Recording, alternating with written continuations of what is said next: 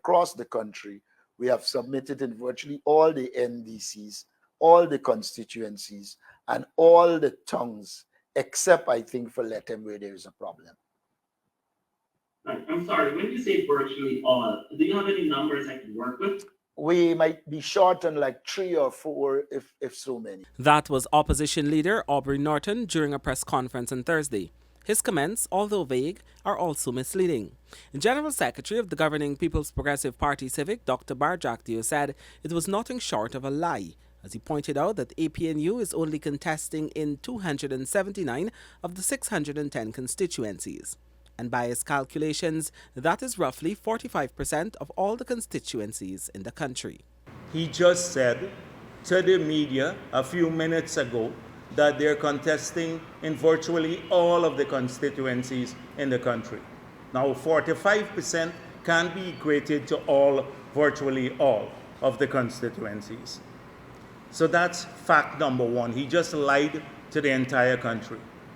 Providing further numbers, Jagdeo said when the APNU candidates are combined with those from groups and individuals contesting the elections, it only accounts for 327 of the 610 constituencies. This means there is no contest in about 283 of the 610 constituencies. The 610 constituencies are part of 80 larger local authority areas. APNU is only contesting in 24 of the 80 local authority areas, Jagdeo added.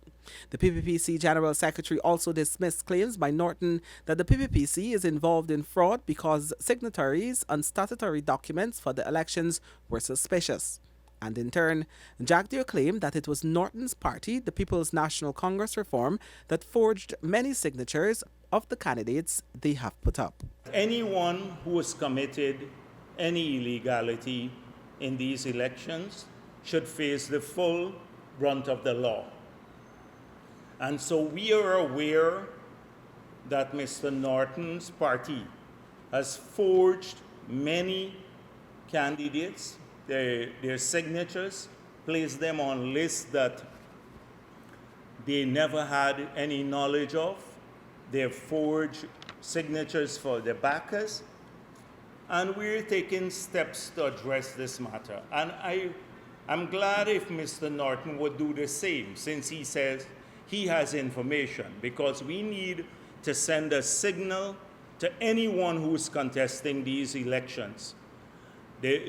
All the parties, the individuals, as well as the other groups, that they should not commit fraud.